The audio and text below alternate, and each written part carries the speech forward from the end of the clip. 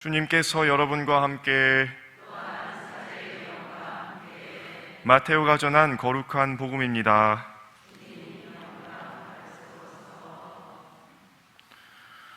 박사들이 돌아간 뒤 꿈에 주님의 천사가 요셉에게 나타나서 말하였다. 일어나 아기와 그 어머니를 데리고 이집트로 피신하여 내가 너에게 일러줄 때까지 거기에 있어라. 헤로데가 아기를 찾아 없애버리려고 한다. 요셉은 일어나 밤에 아기와 그 어머니를 데리고 이집트로 가서 헤로데가 죽을 때까지 거기에 있었다. 주님께서 예언자를 통하여 내가 내 아들을 이집트에서 불러내었다 하신 말씀이 이루어지려고 그리 된 것이다. 헤로데가 죽자 꿈에 주님의 천사가 이집트에 있는 요셉에게 나타나서 말하였다. 일어나 아기와 그 어머니를 데리고 이스라엘 땅으로 가거라. 아기의 목숨을 노리던 자들이 죽었다. 요셉은 일어나 아기와 그 어머니를 데리고 이스라엘 땅으로 들어갔다. 그러나 아르켈라오스가 아버지 헤로데를 이어 유다를 다스린다는 말을 듣고 그곳으로 가기를 두려워하였다. 그러다가 꿈의 지시를 받고 갈릴레아 지방으로 떠나 나자렛이라고 하는 고을로 가서 자리를 잡았다. 이로써 예언자들을 통하여 그는 나자렛 사람이라고 불릴 것이다 하신 말씀이 이루어졌다.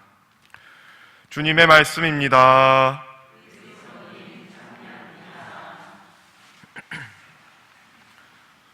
전미 예수님,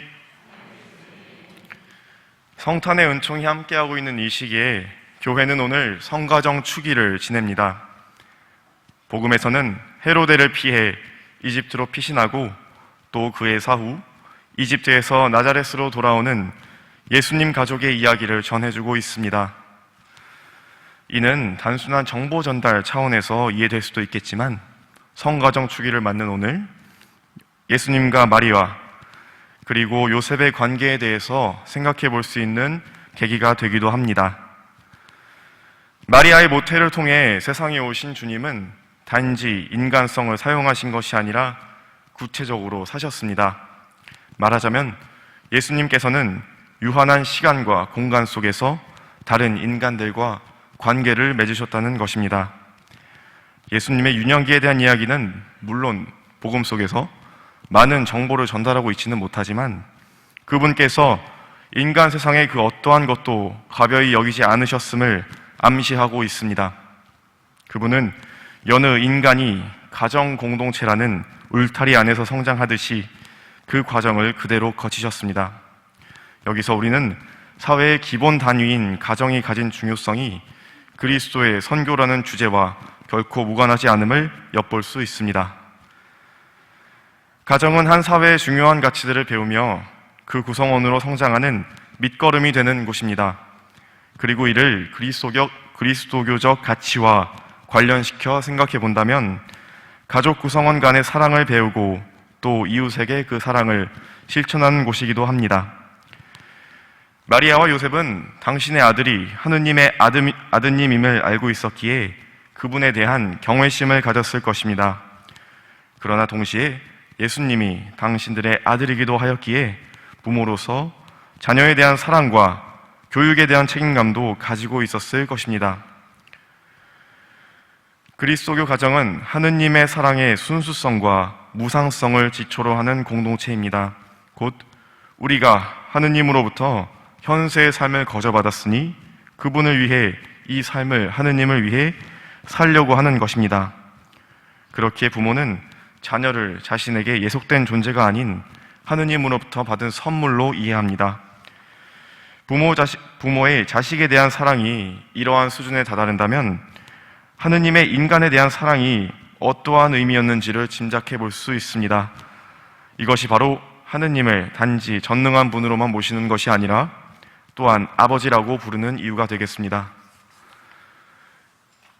그리스도교 가족 구성원은 지속적으로 회심하고 또 화해하는 여정 속에 서 있습니다. 이들은 가장 가까우면서도 때때로 가장 먼 존재처럼 느껴지기도 합니다. 그렇기에 자신을 다른 가족 구성원에 비추어 이해하려고 하며 그 한계와 나약함을 품어줄 수 있는 자비로움이 필요하겠습니다. 그리스도교 사랑의 완전성은 우리 자신의 가족에 대한 기대, 곧 윤리적인 차원의 의무를 충족시키는 것이 아니라 우리의 불완전성을 채워주시는 하느님 자비에 기초하기 때문입니다. 이렇듯 하느님의 구원 계획 안에서 가정은 실제적으로 사랑의 공동체, 곧 하나의 작은 교회로서 자리합니다. 이미 모두 잘 알고 계시겠지만 여기 계신 모든 아버지들, 어머니들, 형제님들, 그리고 자매님들 모두 한 분 한 분이 각자의 가정 공동체 안에서 하느님의 사랑을 담고 있는 거울입니다. 그래서 서로가 서로에게 하느님의 사랑을 전하고 또 받을 수 있는 성가정을 이룰 수 있도록 미사 중에 함께 기도하셨으면 합니다. 아멘.